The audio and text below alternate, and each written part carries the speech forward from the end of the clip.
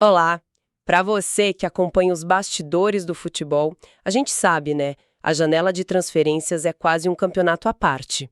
E hoje a gente vai mergulhar fundo em uma das batalhas, sim, mais quentes e reveladora dos últimos tempos no nosso futebol. Uma verdadeira queda de braços. Exato!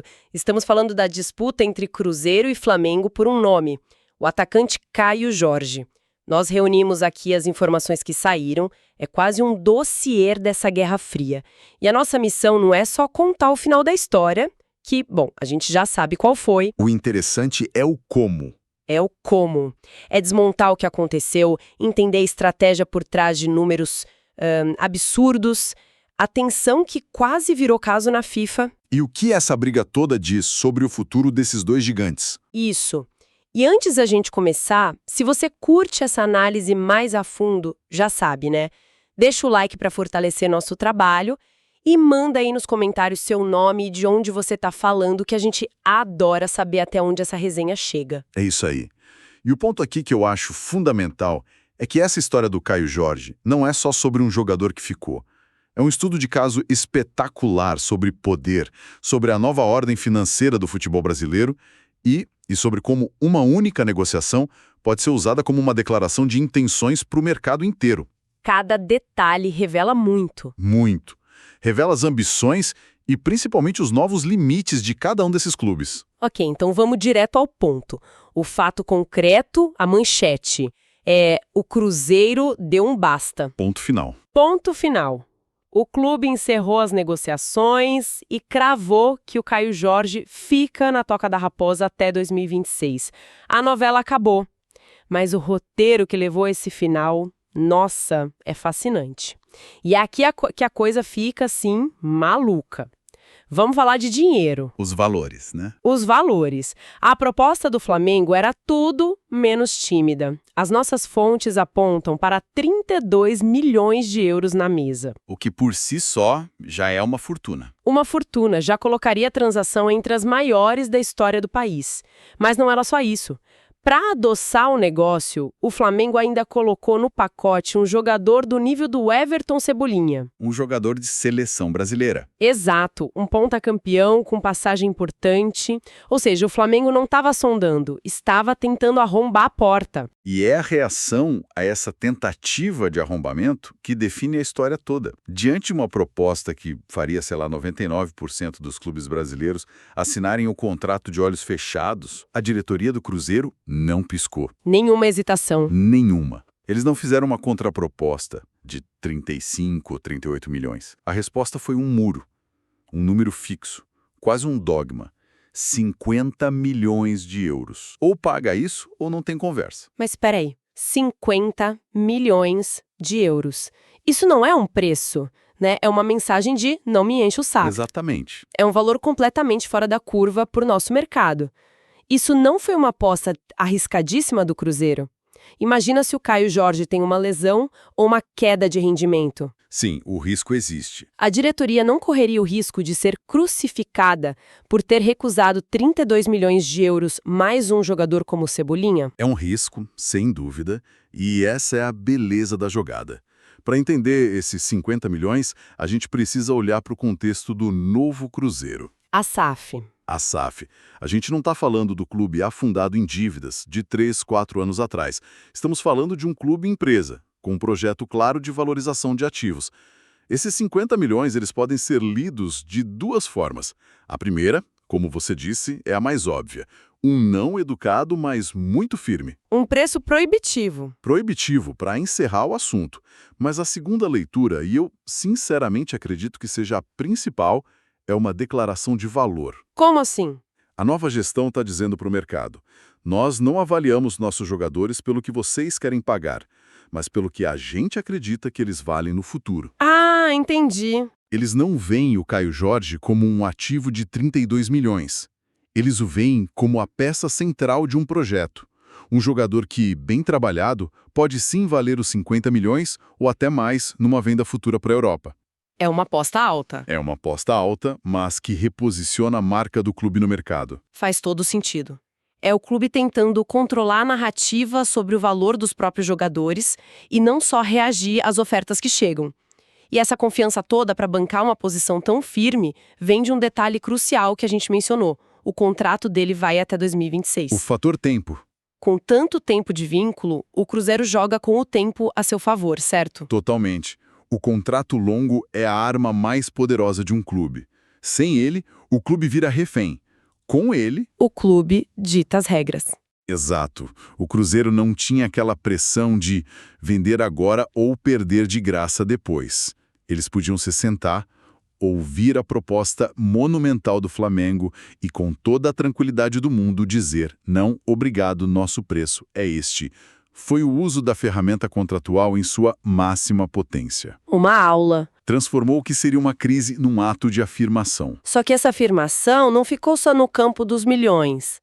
A coisa escalou de uma disputa de negócios para algo que soa muito mais pessoal, quase uma briga com regra da FIFA. Aí o tom mudou. O ponto mais pesado que a gente apurou aqui é a ameaça do Cruzeiro de acionar o Flamengo na FIFA por assédio. Aí o jogo muda de patamar. Muda completamente. Porque saímos da esfera da negociação, que tem suas regras, sua etiqueta, mas é um campo aberto, e entramos no campo legal. Das infrações. Das infrações. E a acusação que o Cruzeiro ventila é seríssima. E é muito específica, né? Não é um achismo. Eles falam de contatos diretos com o staff do jogador. E o detalhe que joga gasolina no fogo é a suposta participação do técnico do Flamengo, o Felipe Luiz, nessas conversas. O que agrava tudo. Para mim, que sou leiga nas minúcias da lei da FIFA, um técnico ligar para um jogador de outro time soa totalmente fora das regras. Mas no mundo real do futebol, isso é comum e não dá em nada? Ou estamos falando de algo que pode realmente quebrar as pernas de um clube como o Flamengo? Estamos falando do segundo caso. No jargão internacional, isso se chama tapping up. É uma infração grave. Tapping up? Isso. A regra é clara. O clube interessado precisa primeiro obter a permissão do clube empregador para depois conversar com o atleta. Pular essa etapa é assédio. E a participação do técnico? Agrava tudo. Porque não é um diretor qualquer. É o cara que vai dizer para o jogador: eu quero você no meu time, você vai jogar assim, vai ser importante para mim. O poder de sedução é imenso. Isso me lembra, guardadas as devidas proporções, do caso famoso do Ashley Cole na Inglaterra. Arsenal pro Chelsea, né? Exato. O Chelsea foi multado pesadamente. O técnico da época, José Mourinho, também foi punido, por se encontrar com o jogador sem a permissão do Arsenal. A FIFA leva isso a sério, porque protege a integridade dos contratos. Senão vira anarquia. E se essa denúncia fosse em frente e o Cruzeiro provasse o assédio, quais seriam as consequências práticas para o Flamengo? As punições são pesadas, começa com multas financeiras, que no caso de clubes dessa magnitude seriam milionárias. Mas o pior não é o dinheiro, imagino. Não, a sanção mais temida é o transfer ban, a proibição de registrar novos jogadores por uma ou mais janelas de transferência. Uau! Imagine o Flamengo, um clube montado para ser protagonista, que depende de contratações de peso, ser impedido de contratar por 6 meses, 1 ano. Seria um golpe devastador no planejamento. Uma coisa que me chama atenção no material é a palavra usada. O Cruzeiro avalia acionar a FIFA. Essa palavra não parece estar aí por acaso. Não está. Dá a entender que talvez a intenção não seja ir até o fim, mas sim usar a ameaça como uma arma na própria negociação. É uma jogada de comunicação. É uma jogada de mestre na comunicação e na estratégia. Usar o verbo avaliar é perfeito. Por quê? Primeiro, serve como um tiro de advertência. É um recado para o Flamengo e para qualquer outro clube. Não cruzem a linha, porque a gente está disposto a ir para a guerra. Segundo, funciona como uma justificativa para a própria torcida. Mostra que a diretoria não só defendeu o patrimônio financeiro, mas também a honra institucional do clube. E tem um terceiro ponto. O mais importante, deixa a porta aberta. O Cruzeiro não se compromete a ir à FIFA, o que lhe dá flexibilidade. Eles podem usar isso como poder de barganha no futuro ou simplesmente deixar a ameaça no ar. É xadrez, não damas. Exatamente. Certo, a poeira baixou, a negociação acabou. Vamos olhar para os destroços e para os vencedores. Do lado do Flamengo parece um desastre completo, né? Um cenário muito ruim. O clube não só não conseguiu o jogador que queria, como agora todo mundo sabe exatamente o que eles procuram e quanto estão dispostos a pagar. É a pior posição possível para se estar numa janela. O Flamengo basicamente saiu no mercado com um megafone gritando: tenho mais de 30 milhões de euros e preciso desesperadamente de um atacante para ontem. E agora? Agora, qualquer clube que tenha um atacante minimamente interessante e receba uma ligação do Flamengo, o que vai fazer? Vai pedir o dobro. Claro. O preço do plano B, do plano C e até do plano D acabou de inflacionar. O Flamengo perdeu o poder de barganha e ganhou urgência. É uma combinação terrível. E enquanto isso, do outro lado da mesa, o Cruzeiro parece ter ganhado em todas as frentes. Primeiro, manteve um jogador-chave. Mas o que mais eles ganharam com essa história toda? Eles ganharam algo muito mais valioso que dinheiro: respeito, reputação no mercado. Isso não tem preço. A vitória técnica é manter o Caio Jorge, mas a vitória estratégica é muito maior.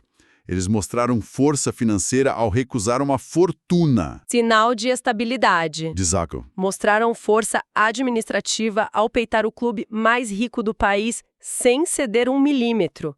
E simbolicamente mandaram uma mensagem para a própria torcida e para o elenco. Qual a mensagem? A de que o tempo de ser um clube vendedor, uma mera vitrine, acabou. O Cruzeiro, nesta janela, se comportou como um clube de elite europeia.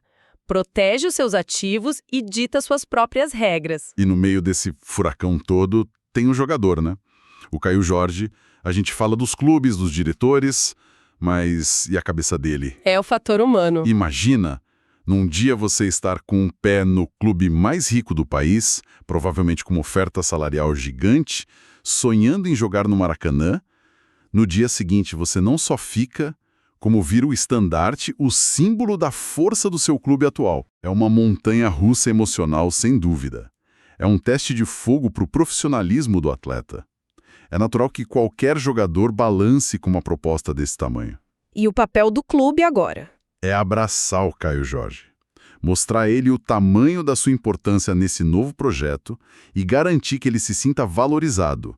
Não como um prisioneiro de um contrato longo, mas como a pedra fundamental de uma construção ambiciosa. A resposta dele em campo vai dizer o tudo. Vai dizer muito sobre a sua maturidade. Resumindo essa ópera, então, o que parecia ser só mais uma grande negociação de mercado se transformou em uma disputa de poder. Com cifras astronômicas. Uma recusa categórica que sinaliza uma nova era para um dos lados, uma ameaça legal gravíssima. E um desfecho que redesenha, mesmo que sutilmente, o mapa de forças do nosso futebol. Foi muito mais que uma simples transferência. Exatamente. Foi a demonstração perfeita de que as guerras da janela de transferências hoje são travadas em múltiplos campos de batalha.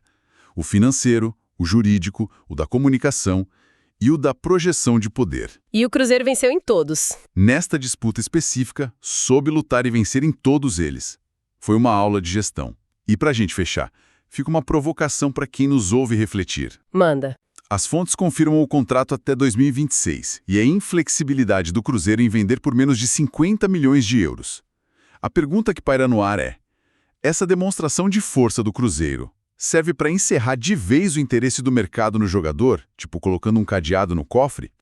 Ou, na verdade, ela apenas validou seu valor, elevou seu patamar e preparou o palco para uma nova e talvez ainda mais intensa rodada de negociações na próxima janela. Só que agora, começando com um preço muito, mas muito mais alto.